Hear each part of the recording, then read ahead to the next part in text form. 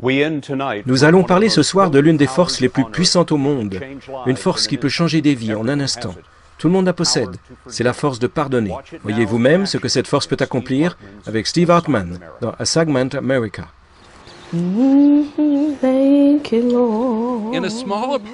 Dans un petit immeuble au nord de Minneapolis, une assistante maternelle de 59 ans chante ses louanges à Dieu, sans aucune raison apparente. En fait, s'il y a quelqu'un qui devrait en vouloir au Seigneur, c'est bien Mary Johnson. On ne lui a pas laissé sa chance, dit-elle.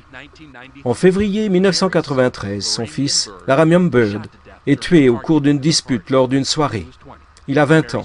Elle n'a pas d'autre enfant. Mon fils est mort, dit-elle. Le tueur est un adolescent de 16 ans nommé O'Shea Israel. Je voulais que justice soit faite, dit-elle. C'était un animal et il méritait d'être mis en cage. Ce qui arriva. O'Shea fut condamné à 25 ans et demi de prison comme un adulte et il en vit 17 avant d'être récemment libéré. Il vit maintenant dans le même quartier, à proximité de chez Marie. Tout près, à vrai dire. En fait, juste à côté. Oui, juste à côté, dit-elle. Comment un meurtrier en est-il arrivé à vivre juste à côté de la mère de sa victime? Ce n'est pas l'histoire d'un hasard malheureux comme vous pourriez le penser, mais celle d'une extraordinaire miséricorde. Il y a quelques années, Marie a demandé à rencontrer O'Shea, qui était encore incarcéré à la prison d'État de Minnesota. En tant que chrétienne convaincue, elle voulait voir si d'une façon ou l'autre, elle pourrait pardonner au meurtrier de son fils. Qu'est-ce qu'elle vous a dit? Je crois que la première chose qu'elle m'a dit, c'était « Je ne vous connais pas, vous ne me connaissez pas, on peut partir de là. » Je ne revenais pas. Au dire d'O'Shea, ils se sont ensuite rencontrés régulièrement. Quand il est sorti de prison, elle l'a présenté à son propriétaire, lequel, avec la bénédiction de Marie, a invité O'Shea à s'installer dans l'immeuble.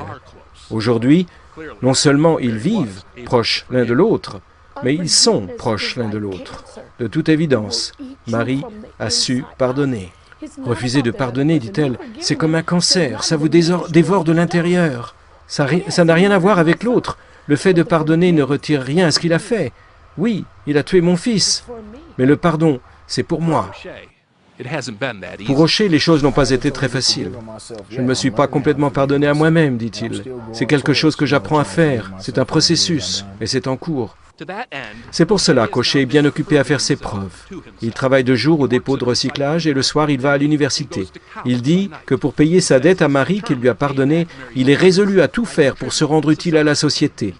En fait, il a déjà commencé, en chantant les louanges de Dieu et son pardon, dans les prisons, les églises, devant de grandes assemblées, un peu partout. Le pardon, c'est quelque chose de puissant, témoigne-t-il. Et voilà pourquoi Marie peut maintenant louer Dieu et chanter sa reconnaissance. Steve Hartman, dans A Segment America, CBS News.